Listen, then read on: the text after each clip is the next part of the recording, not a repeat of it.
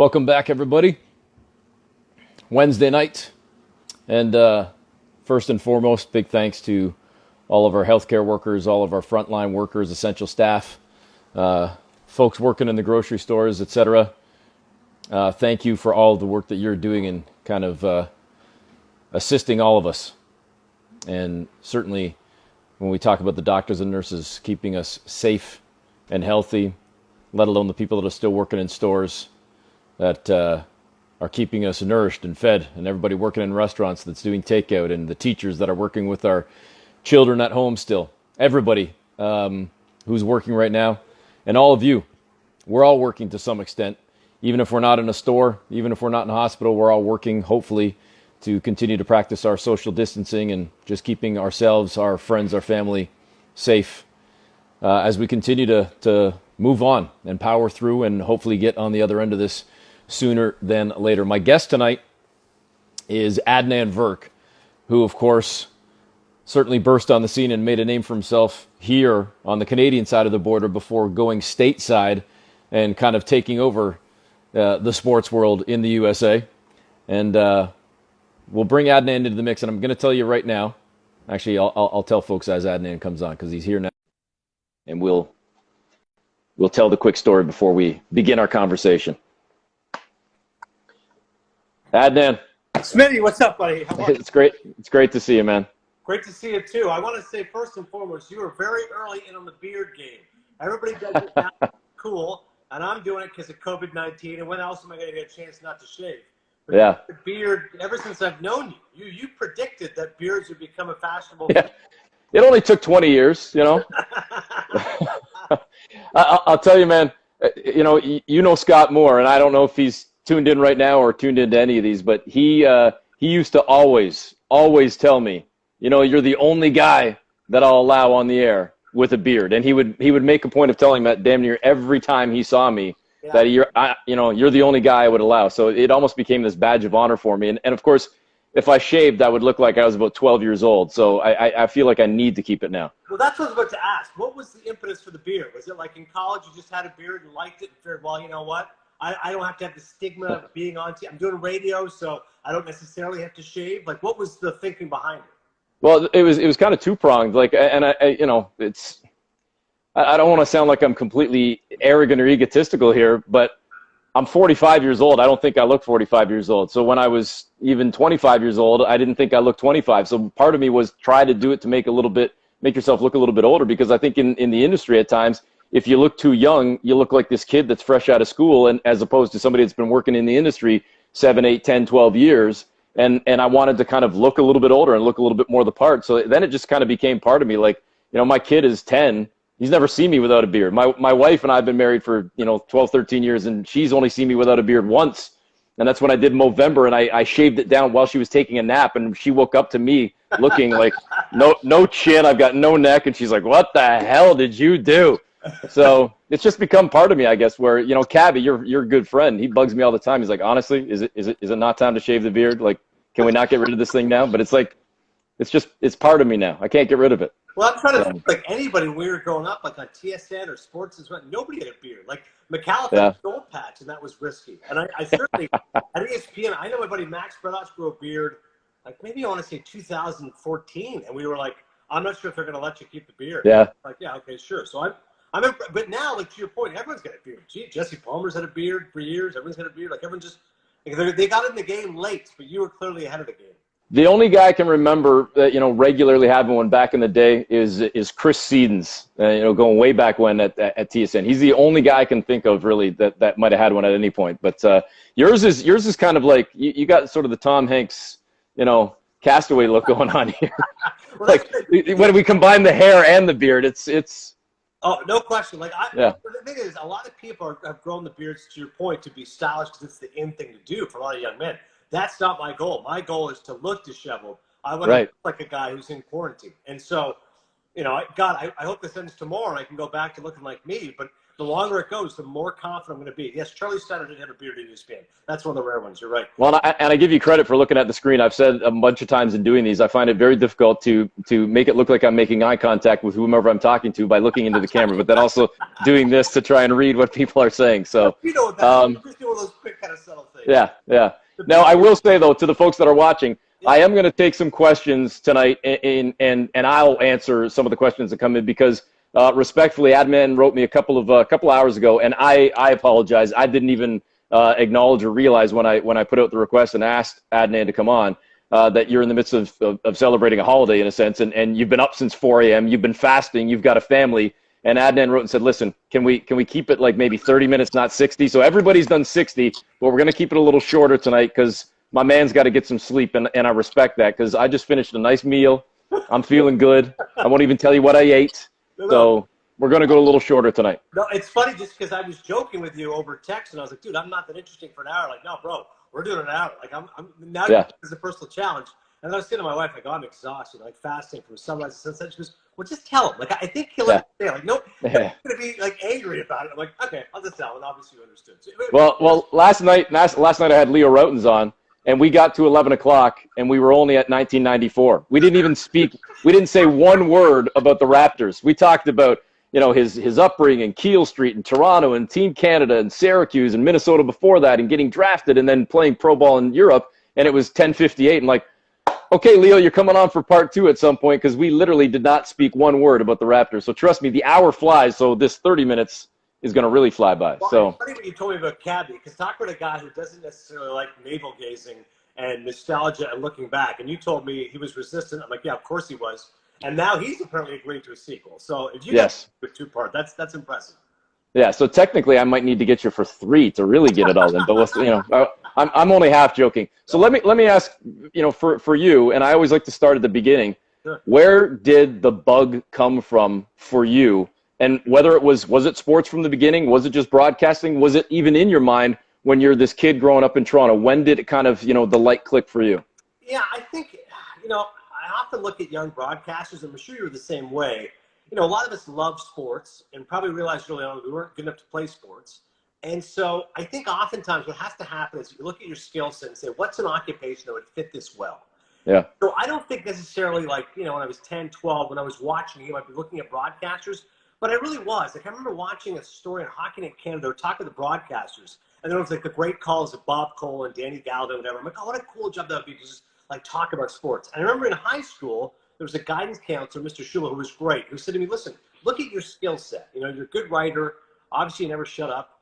You love the English language. You're a huge sports fan. Like, broadcast would be a natural fit for someone like you. Like, eliminate the stuff you're not as strong in. Okay, so math and sciences for a lot of us, not a strong area. Yeah. Fine. You like history. I don't want anything to do with the job like history. But yeah, like the skills you have seem to fit to broadcasting. So I think, I don't know if there's a particular moment. It was just always big sports fan. I'm sure like yourself, watch everything. And once you get older, you kind of say, hey, can I make this work? And once he told me, hey, listen, Ryerson has a great broadcasting school. It's radio and television arts. I said, that sounds like it would be a lot of fun rather than just doing, no disrespect, a liberal arts education or econ or something like that. My brother went to school at the Queen's Engineering. To me, a very, straightforward path. To me, radio and television arts sounded exotic, sounded different, and that's kind of the path that I chose. And did you know in your mind what you wanted to do with that? I mean, was it always going to be on mic, on camera, or was there a different vision that you had if you could kind of snap your fingers back when you were 20 to say, this is what I would like to do? Yeah, you know what? I knew it was something within media. Obviously, I always loved movies. So part of me said, you know what, maybe I could be a director, because Robert Altman, the great director, he started in television. So I said, okay, if I go radio and television arts, I could work in a broadcasting, hopefully, do sports. But if not, maybe I could be a director. I could work as a director in television and then segue to movies like Robert Altman did. But very early on, I remember doing a student film, and it was so bad. I was so embarrassed. I remember literally when they were showing it to the class, I had my head down, hat pulled down low. I was so ashamed. And I just realized I didn't really have a strong visual sense. Like, if you ever talk to a director, they could look at you and me and go, okay, Eric Adnan, you go here, you go here, cameras here, do this, and shot. They like storyboarding, they like doing shot listing, and my mind doesn't work that way. I'm sure like yourself, we're good with the written page. We're good with verbalizing things. And so I quickly realized, as much as I love directing and that thought of it, my skill set didn't fit that. I didn't have a strong visual style. More to the point, I'm sure it's one of your favorite things about broadcast, certainly is mine. You do it, it's gone to Pluto. Like movies, you got to take after take after take. I could never have the patience to do it. I couldn't sit in the editing bay for month after month. We do a show, and if you make a gaffe, I screw up, it happens. Let's just move on. Let's roll through. And if we have a good show, hey, great, we'll do it again tomorrow. So I love the immediacy of doing it and just getting it done and moving on. And maybe that just proves I'm hasty, but I just found that my skill set, again, fit with the process of live television.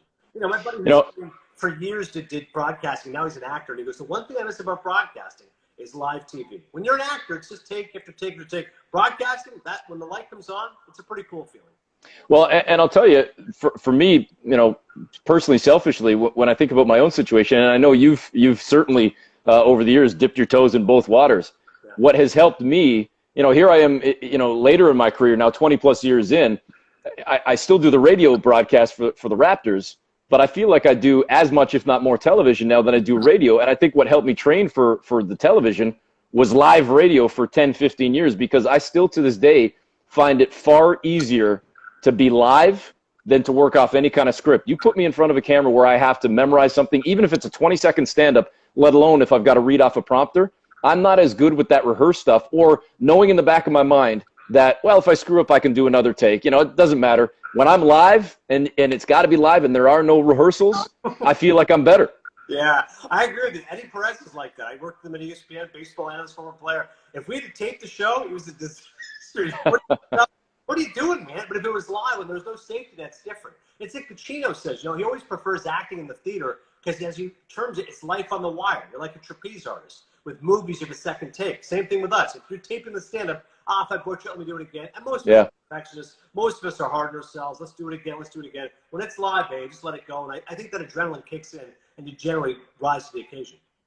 So I'm going to fast track this here again because we've got a condensed amount of time. But you go to Ryerson and now coming out of Ryerson, how quickly does it happen for you in terms of landing the first gig and then becoming a part of the mass production that becomes Headline Sports / The Score and the people that they churned out, you know, out of the studios on King Street? Yeah, I'm so proud to be part of that group, man. I mean, you're friends with all those guys, as am I still. Obviously, not only Cap, who I knew from university, from Ryerson, but McAuliffe and Sid and you know, Cooley, Sansoni, all those guys. It's so happy that how well they've done. It felt a lot longer than I wished it had. I graduated in 2000. In 98, I was interning at TSN behind the scenes, putting together highlight packs, etc. And when I graduated June 2000, I'm like, right, I got to get on air. But I got turned down for a sportscaster job in Sudbury, even though the great David Amber gave me like huge push. Amber had worked for the guy named Mark Oldfield.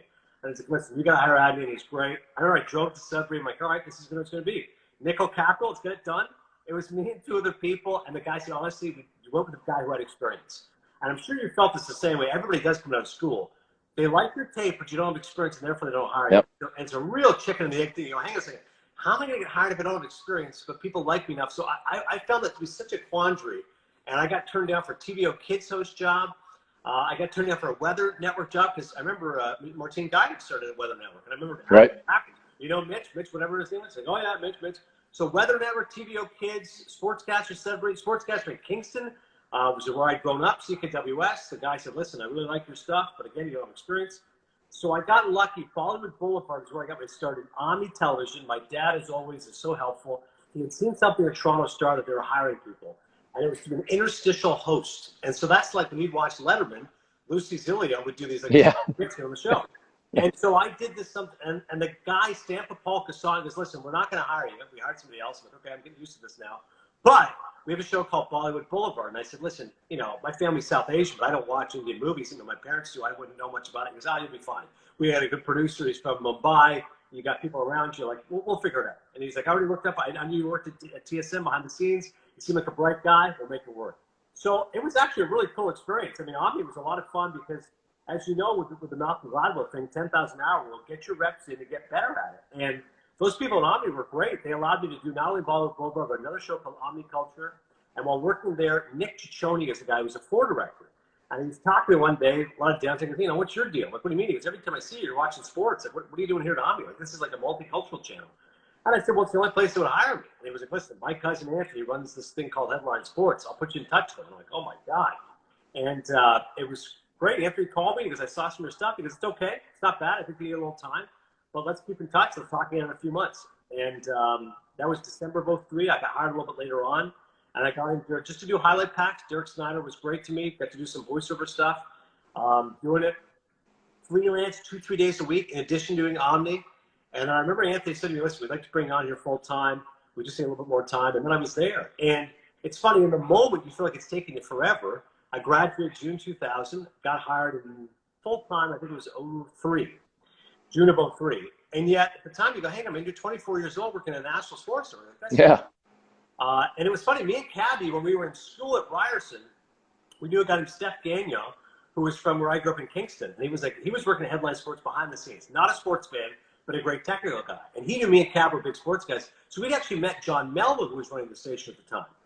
And from there, Cab and I got hired to be interns. I think it was $10 an hour.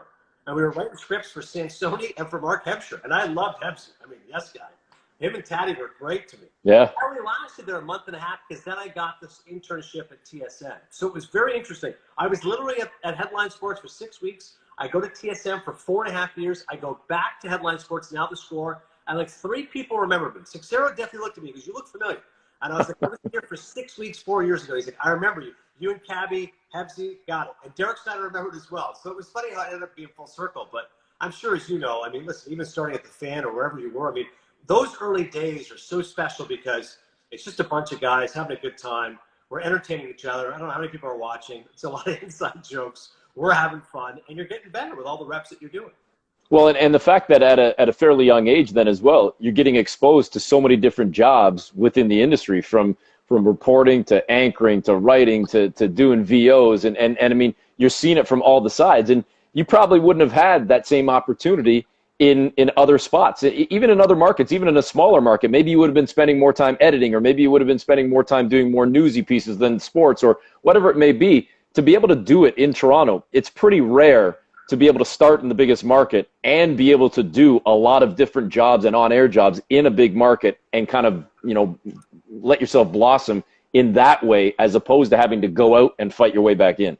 1,000%. I tell people, I would be a lot of PAs at ESPN behind the scenes. If you want to be on TV, they're like, yeah. And I'm like, this is a good place to be. Even though you're not on air, you're learning how to cut together highlights, what producers do, what directors do, what CPs do. So when you'll be on TV, you'll know whether the producer is always fretting about getting in the right time or why they got to get to break. You'll know it internally when you're on air. Okay, I get it, because this is the method behind it. So you're right. The fact I got to put together highlights, I get to see guys like Duffy and Rod Smith and Amber and Dutchy, like all those guys were great. And they all knew I wanted to be on air, so they would show me, hey, look, here's how I do my scripts. Here's a couple of tricks for doing the highlights. If that was, you're 18, 19, 20 watching the best of the best, then you go get to do it a few years later. You're not doing sports, which helps at least broaden your horizons.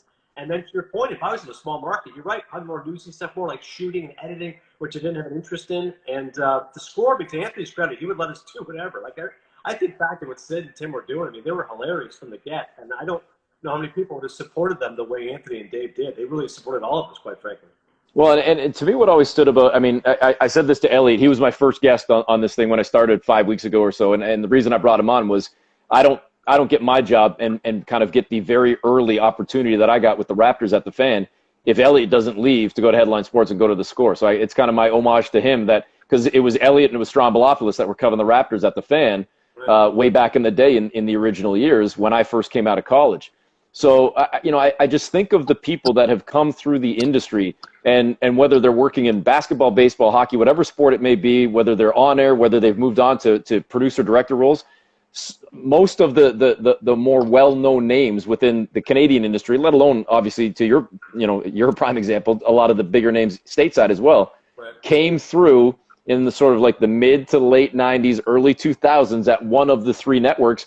And it was an interesting time in Canadian television to have 3 sports networks, and all seem to kind of have their own little niche, their own little pocket in some way, shape, or form. Yeah, I joke it was like the 94 Expos. Like Frege went from being a great reporter to Hockey Night in Canada, which is as big as it gets.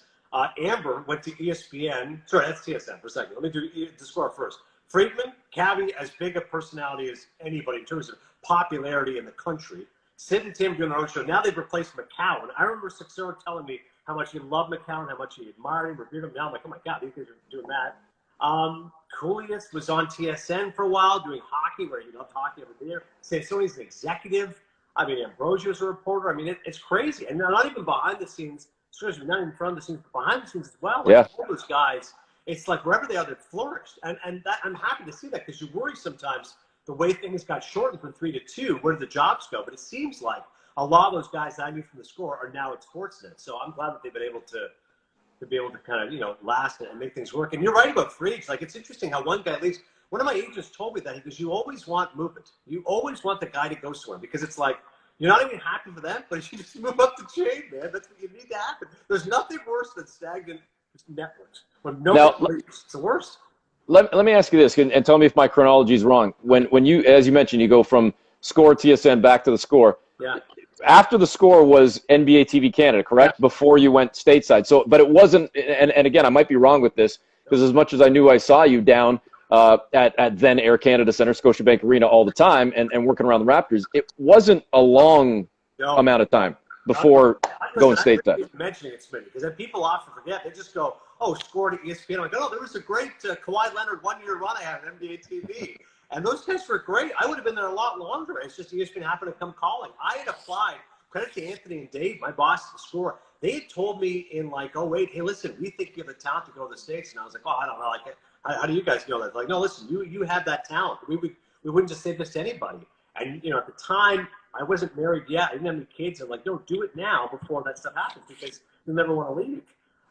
So I remember they were pushing me, hey, go get an agent. We'll help you try to get there, which was pretty admirable. You think of any bosses to try to help you get a job elsewhere. Yeah. But my run at the Score was great. I just kind of felt like I'd done all I needed to do. Aaron LaFontaine was great. He came calling, goes, listen, we'd love you to do be our guy at NBA TV and do the Raptors, do the Leafs, do soccer, Toronto FC.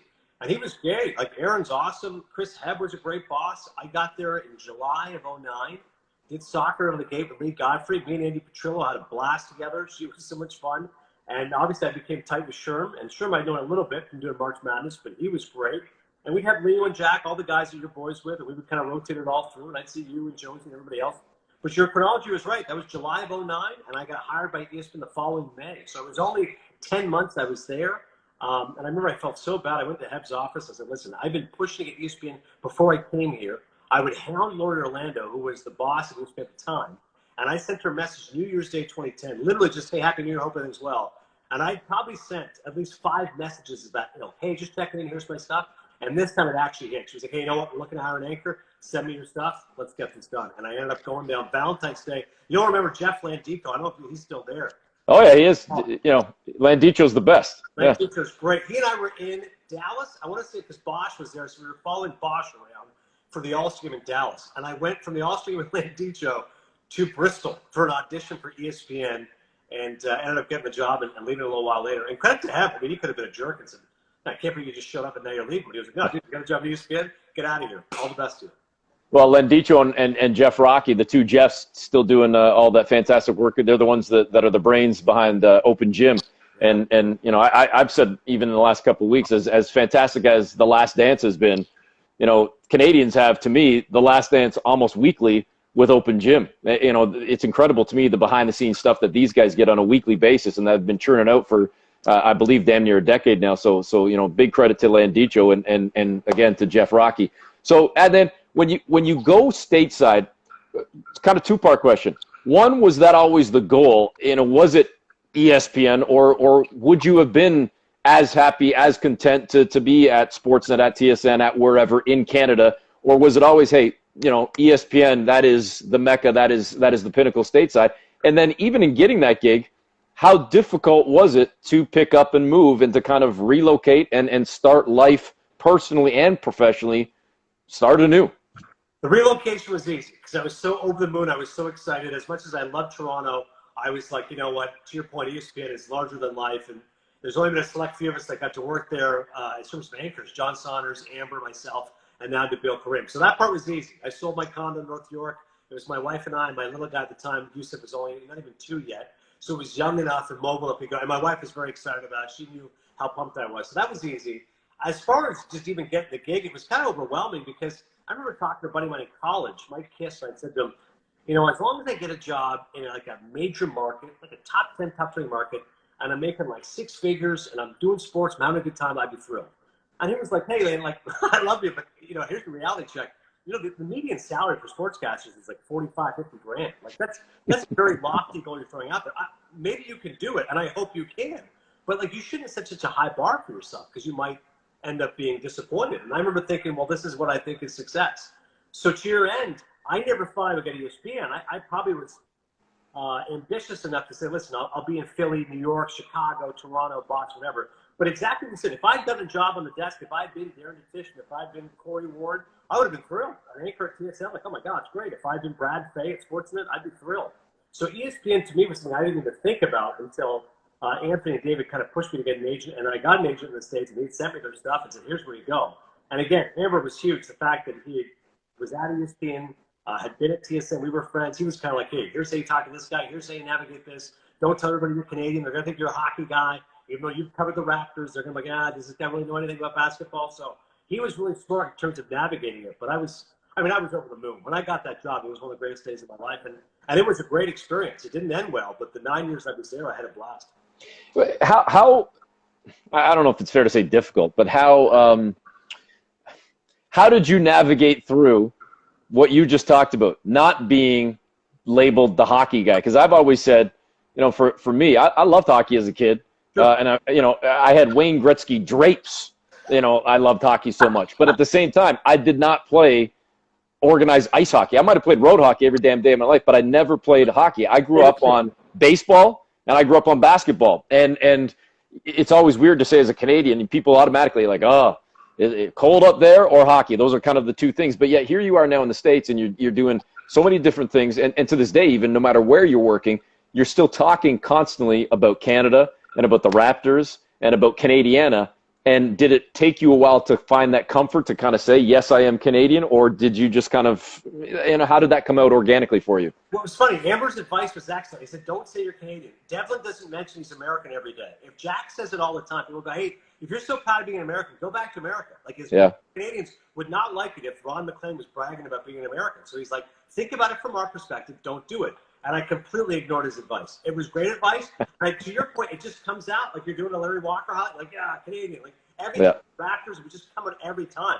And so, of course, your coworkers all find it funny, all this Canadian. And I guess I had a stronger accent than I'd realized. I've now tried to get rid of it. But I remember saying, like, it would be like 2 outs, 3 outs. Like, oh, God, that's a strong Canadian accent. So they would all get a kick out of it. They would joke, oh, Argo season ticket holder, Adnan Virk. I'm like, no, I'm actually not a CFL guy. I'm tired of being labeled like that.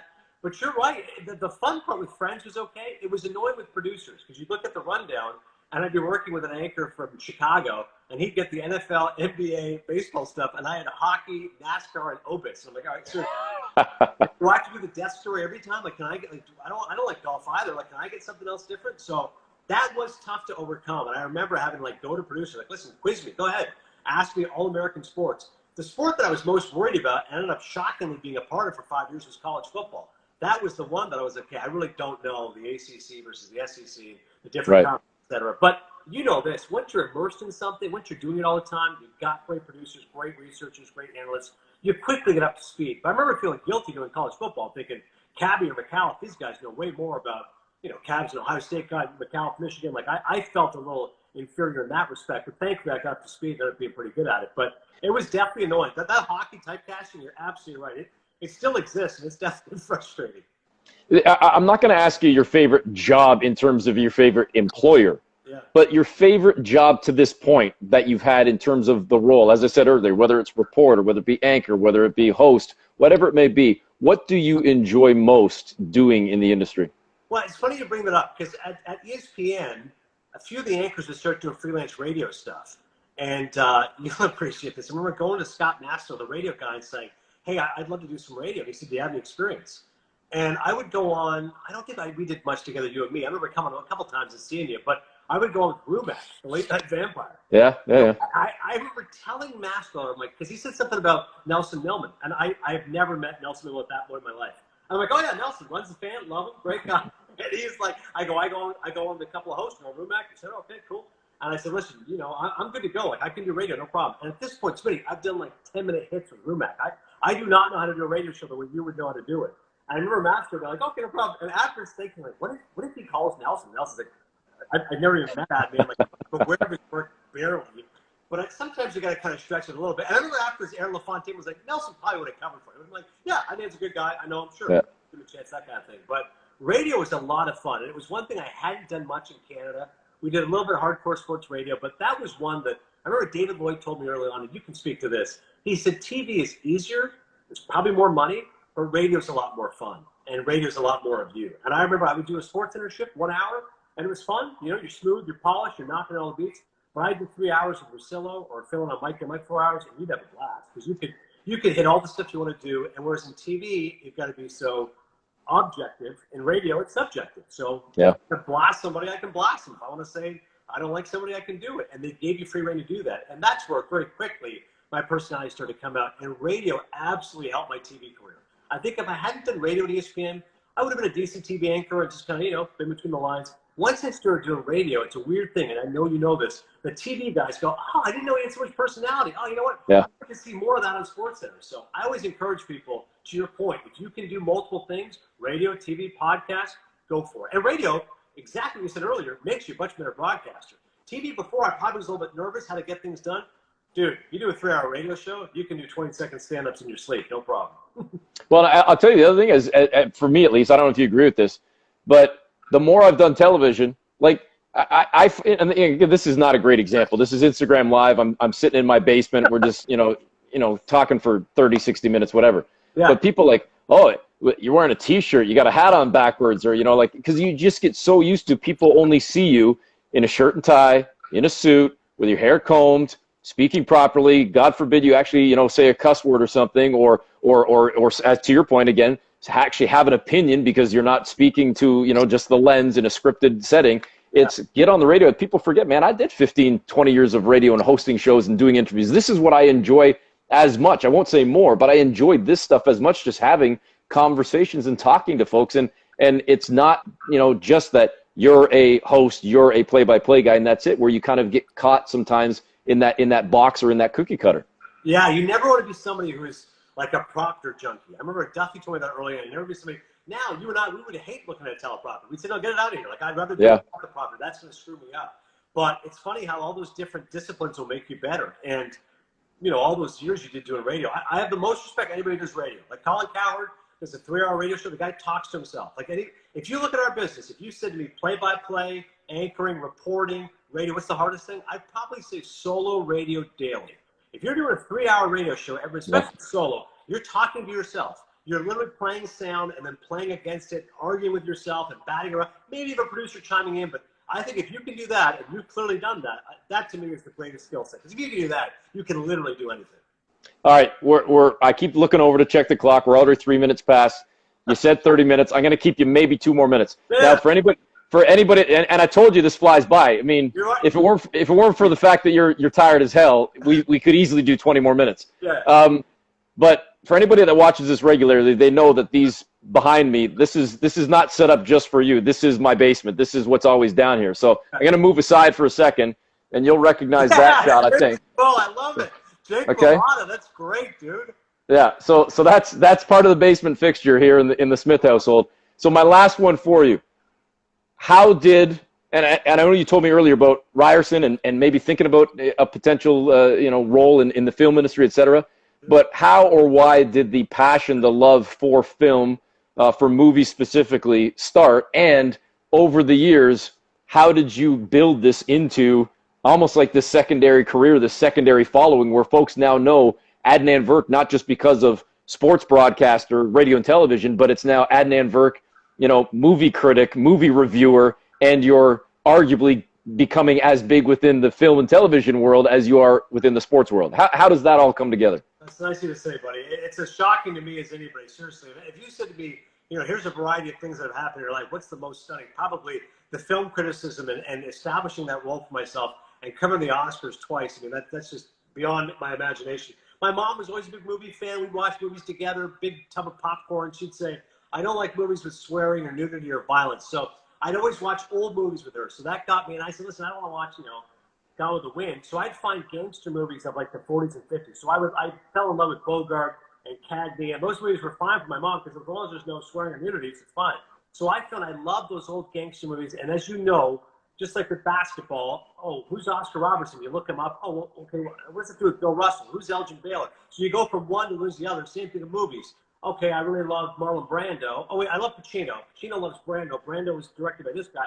And all of a sudden, now you're in that world. So I found it was just like with sports, like reading a history book. You start to fall into that world, fall into that trap, and it feels like an education and a passion. And it was nothing more than just a hobby. Just, I just love movies and care about it. And I remember Russillo was great. Again, this is why talk radio is critical. And this is where social media is beneficial. He starts following me on Twitter, and he notices I'm tweeting a lot about movies. And so he made a joke, and I'm like, oh, I didn't realize we hired Roger Ebert. I was like, what?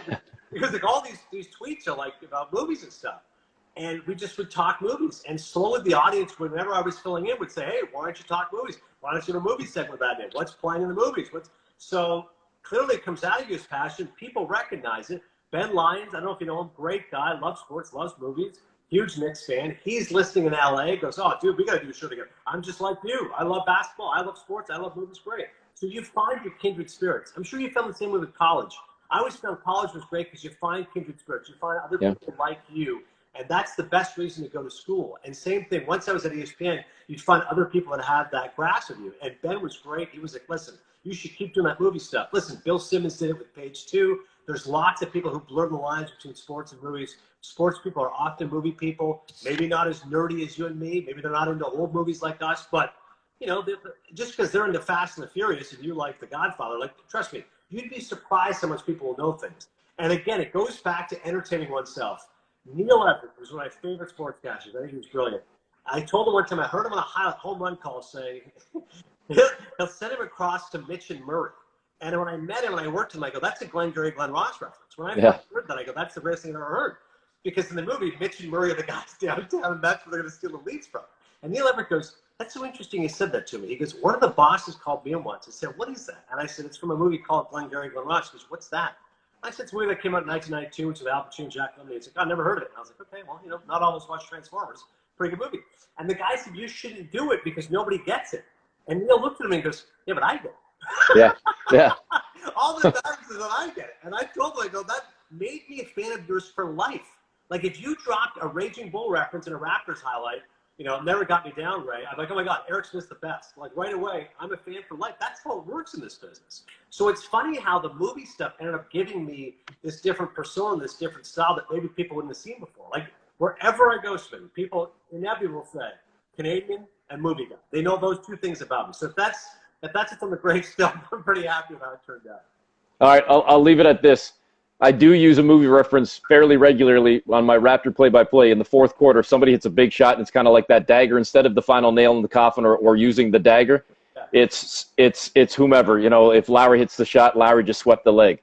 It's time to sweep the leg. So I throw in my little Karate Kid reference, little Cobra Kai or something, and sweep the leg. So that's. Before you let me go, dude, I'm so happy for you and all the Raptors people. I said this. DAZN asked me to write a little column after the Raptors won, and I said, you know what? I was only there 10 months, but of course I got to cover the Raptors, the 5 years of the score. And I said, I'm so happy for you and for Sherm and all the guys behind the scenes, Scotty Wallace, Dave Leader, Landicho. I mean, there's so many Rocky. All those guys worked so hard, and I feel like none of you guys have left. Like the loyalty is incredible, and particularly for you. You were a basketball guy long before it was popular, long before it was on vote.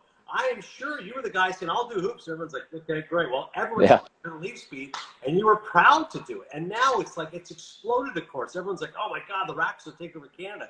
Like, I can't be grateful enough to guys like you for growing the sport. I think of my buddy Jay Tom at the score. He was like that. Grassroots, just like you, grassroots, Canada basketball. Internationally, people don't care about unless you're a real diehard and you really cared about the sport. Like, it was amazing to me how passionate you guys were.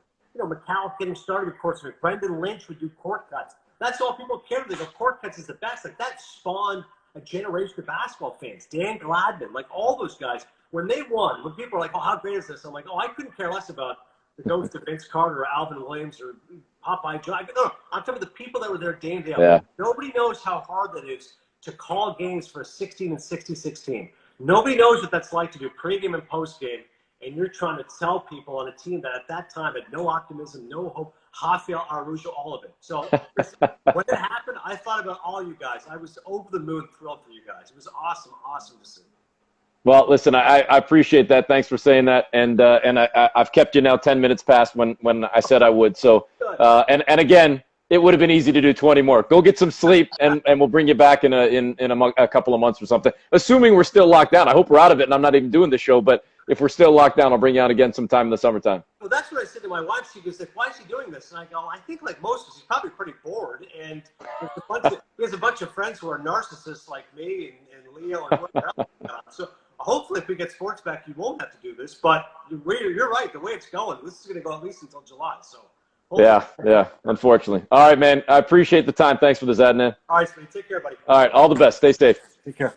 All right. So I'm going to stick around, folks. So I'm going to let Adnan go. If you missed it off the top, Adnan agreed to do the show and then hit me up just a few hours ago in the evening, and he said, "Listen, I got to be honest with you.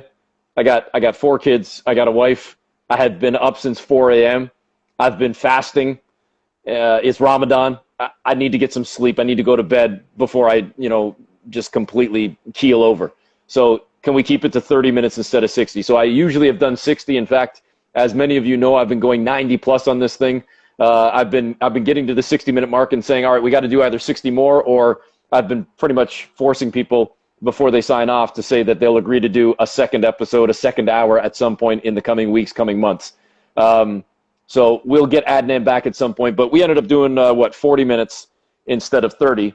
Not quite the 60, but at least I got to squeeze an extra 10 out of Adnan. But if you guys want me to, I'll stick around because normally I'm used to staying on till 11 o'clock. So unfortunately, as I've said to you 1,000 times, almost every time I have a guest on, I find it very not only difficult to follow the messages that are scrolling, but I find it a little bit, I don't know, for lack of a better term, disrespectful to be not looking at my guest and kind of looking at them in the eye through the lens of the camera and paying attention to them if my head is down doing this, trying to read all of your comments. So I will do that right now. I will talk to you folks right now. I've got, what do I got left? 17, 18 minutes. Any questions you might have, any comments you have, any subjects that we want to hit on over the course of the next 18, 20 minutes. I'll wrap up the hour, 40 minutes with Adnan, and then 20 minutes with me solo. If anybody has any questions and wants to weigh in right here, I'll stick around and do just that. Cheap plug while I'm waiting to see if anybody writes any questions. I don't know if you've had a chance to check out the show that Sportsnet's now been doing. Fridays, Basketball Central. Make sure you check that out. Brad Fay, Michael Grange, Alvin Williams, Danielle Michaud, myself. Leo Routens was on this week's episode as well. So that's a new show that Sportsnet's done in the midst of the quarantine, the lockdown. So Fridays on Sportsnet. And, of course, I'm doing these Instagram shows midweek with Eric Smith, Tuesdays, Wednesdays, Thursdays, 10 p.m. Eastern. So if you're just tuning in for the first time, 3 days a week, every week. Again, Tuesday, Wednesday, Thursday. All right, a couple folks writing in asking about the NBA season. Obviously, a lot of people wanting to know, and sports in general. That seems to be the main question that has come from a few different people right now. And here's the best answer I can give you, and it's the most honest answer. I don't know, nor do you. And I wish I had a better answer for you. I'm sure a lot of you saw the news that came out earlier today that the NBA Players Association, they're meeting with the players themselves on Friday. Obviously, I don't know if it's going to be a conference call or a Zoom call, but either way, Michelle Roberts, who heads up the NBPA, and Adam Silver are going to be on the line together discussing the potential future of the league, and specifically the potential future even just of training and going back to the practice facilities with the players. So we'll find out more about the NBA season, hopefully on Friday at some point. And then maybe we'll get a greater sense of where things are going. Chris, I've seen you come on a bunch of these, and I appreciate you. Any advice for a 47-year-old rookie trying to get into broadcasting? And you acknowledge you're with Rogers TV right now. To be honest with you, Chris, that's the best thing you can be doing right now. And had you not written that, my advice would be to you, no matter whatever age you are, whether you're 17, 27, 47, whatever age it is, experience is the key, and getting reps. And there's no denying, and I'm not trying to say this in a jerky way to you. You probably acknowledge this. It's, I'm sure, going to be somewhat challenging at 47, but not impossible, especially if you're putting in the time scholastically, let alone professionally in terms of the work experience. And if you're already working as a camera operator, as a volunteer, and being exposed to the industry at Rogers, that's the best thing for you, because you're not only going to gain the hands-on experience with the job and the various roles, but you're going to get the experience in the industry. And even more so to that, you're going to get the experience of being around other people. And there is no event or story that's too small. I'm telling you, folks, when I started as an intern, and I tell this story all the time, Gino Reda at TSN, this is back when the Fan wasn't owned by Rogers and didn't have the direct affiliation with Sportsnet.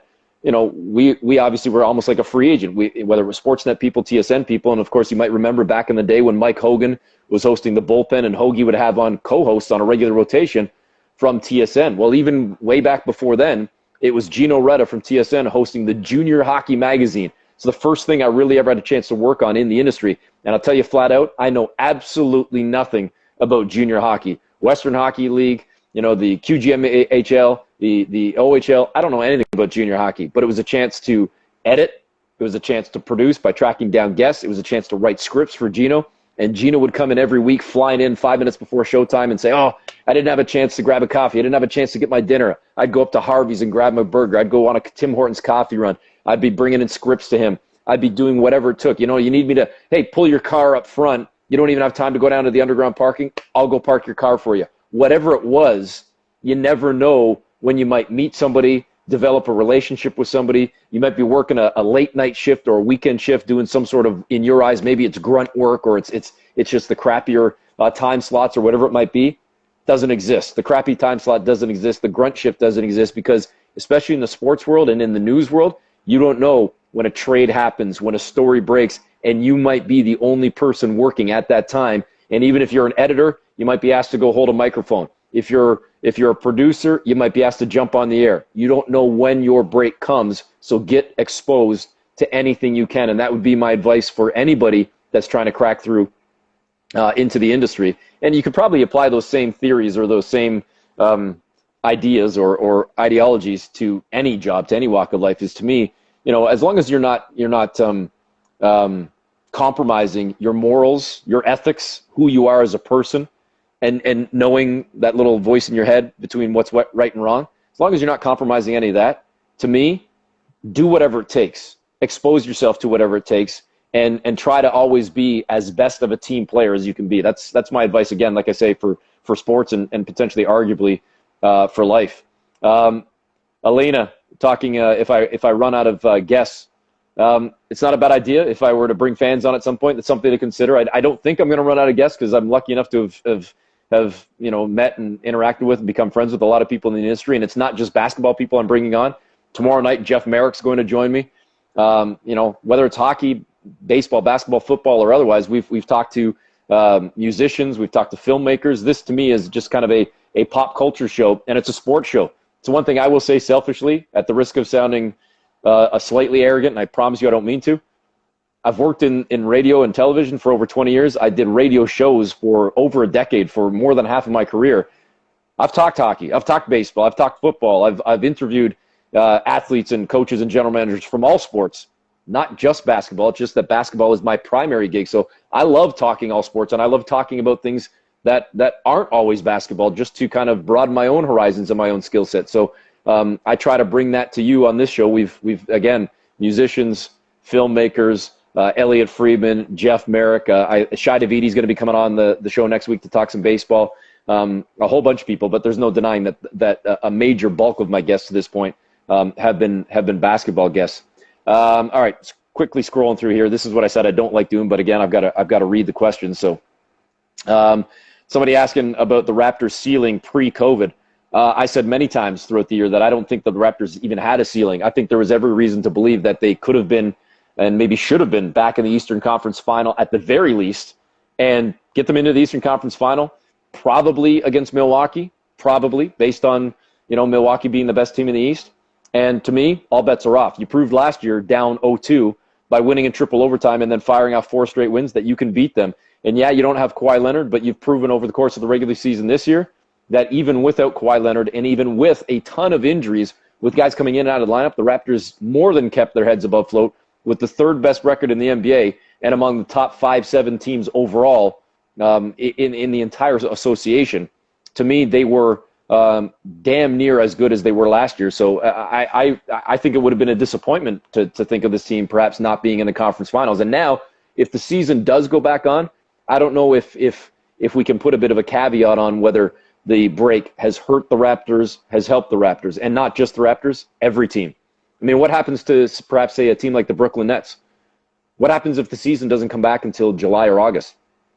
Is Kevin Durant healthy enough to play by then? Suddenly now the Brooklyn Nets as a number 8 or a number 7 seed look a hell of a lot different.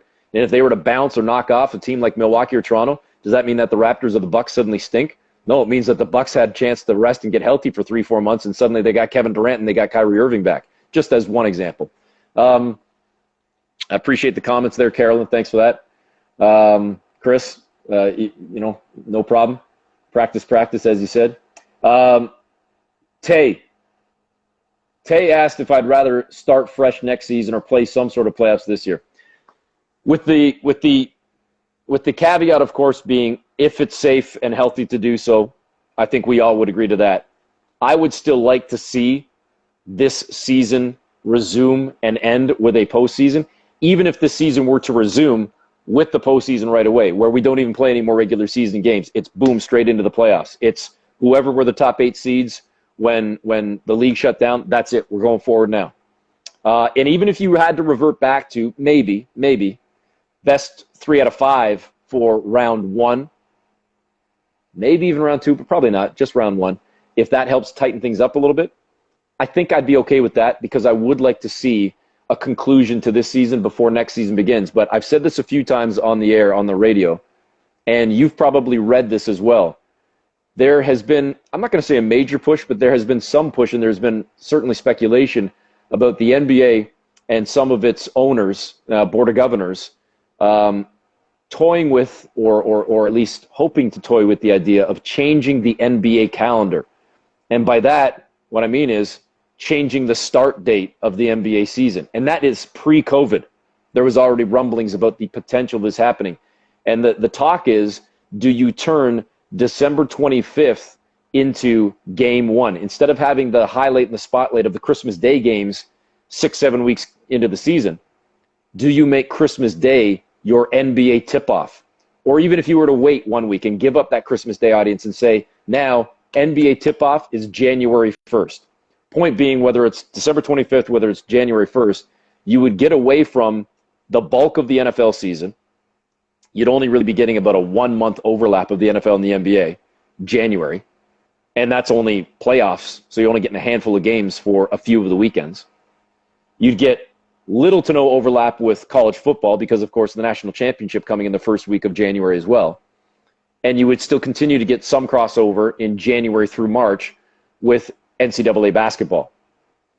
But you would be able to carve into the monopoly that Major League Baseball currently has.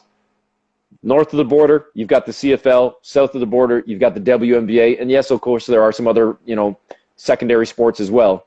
But when we talk about the 4 majors, baseball pretty much has a monopoly for half of June, all of July, all of August, and a good chunk of September, with football starting in the first or second week. So the NBA, I think, is considering whether they can cut into some of that baseball market. And if they start their season, again, as I say, December 25th or January 1st, you would now have your season end probably in the first week of June, which would push your championship and your postseason into July and August. And now your off season becomes September, October, November, training camp December 1st, 3-4 week training camp, December 25th, or again, January 1st, boom, season starts. So this pandemic may even play into the NBA's hand in a very warped or roundabout way, because even if you were to not even begin games until July, mid-July, and you were able to potentially play your championship into the middle of September, you could still have off all of October, all of November, maybe even give them the first week of December, put in a 3-week training camp / preseason, boom, fired up January 1st. And that could be the new calendar going forward for the rest of time for the NBA. 5 more minutes left here. And it's not that I'm jumping off. It's, for those that don't know, Instagram kicks you off. Literally, you can't go past. I'd have to shut it down and fire it back up. So let me scroll through here, see if anybody else had any questions. I know a lot of you have been responding. to some of the comments I've made. Richard, I hear you talking about Paul Bromby. Bomber, great guy, longtime producer at Sportsnet, at The Score. I mean, he's been all over the industry, and I know he's a good friend of yours. Paul is one of the good dudes, let alone one of the professionals. Hope, I think that's you. Yes, I am wearing a Run DMC t-shirt. Love Run DMC. Let's see here. I think Hope was asking about Leo Routens earlier as well. Leo was on last night. We did an hour with Leo, but he's coming back for a second episode because we didn't even get into any talk about the Toronto Raptors. Keep rolling here. All right, it doesn't seem like there's too many other questions, but I know a lot of you have been just kind of weighing in with your own 2 cents on some of the comments I've made over the last 10 minutes or so. Proof positive that I can ramble on quite easily for 10 or 15 minutes here. Chris, I'll give you one more here. Just because you've asked and you mentioned you're a Pistons fan, asking about firing Dwayne Casey or does he stay for the rebuild? I personally would be surprised if they fired Dwayne Casey. I think it hasn't worked for him thus far in Detroit.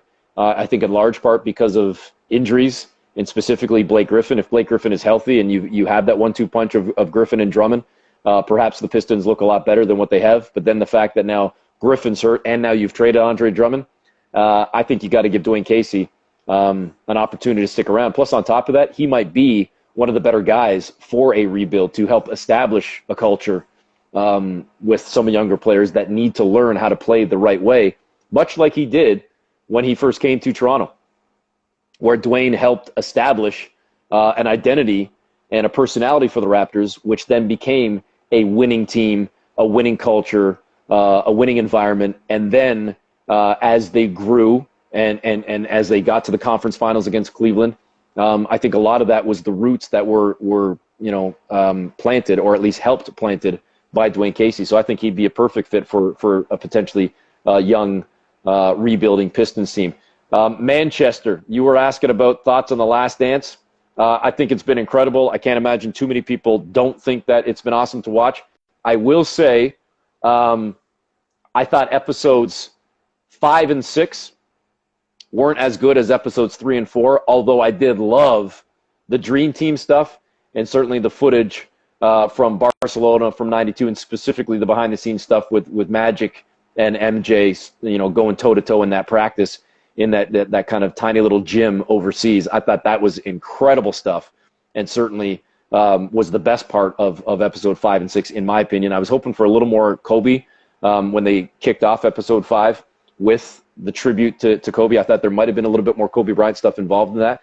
The best episode thus far, for me at least, was Dennis Rodman.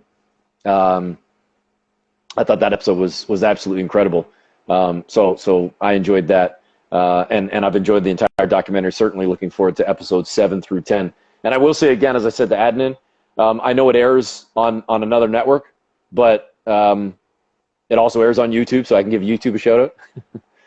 Open Gym, to me, is as good as The Last Dance, and you basketball fans that are watching this get to watch that every week. Might not be an hour. It's 20 to 30 minutes, but Open Gym, Jeff Rocky and Jeff Landicho, incredible work. Randy Urban and the rest of the crew that work on that show, they do fantastic stuff.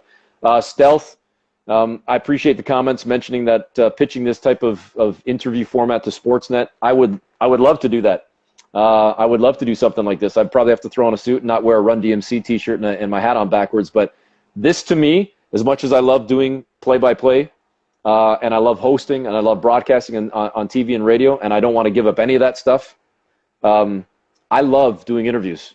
I love talking to people, and I like to hope or think that I'm decent at interviewing people and trying to get information out of folks, and maybe kind of disarming them and breaking down some shells to get some information out of folks. I'm not going to make people cry like Oprah or something, or Barbara Walters or whatever, but I enjoy interviewing people. So this is something that I would love to do, in an even bigger and better format, whether it be in television or radio. But cheap plug here, you're watching it right now, but if you missed this episode, it's always on YouTube. Just search on YouTube "Midweek with Eric Smith," and you'll find every single interview I've done on YouTube. And if you'd rather listen to it just in audio format, maybe you're going out for a run, maybe you're just kind of hiding in the corner of your house away from your wife and kids or something, or your husband, you can listen to audio anytime on sportsnet.ca/590 and find Midweek with Eric Smith. That's it, folks. Thanks, everybody.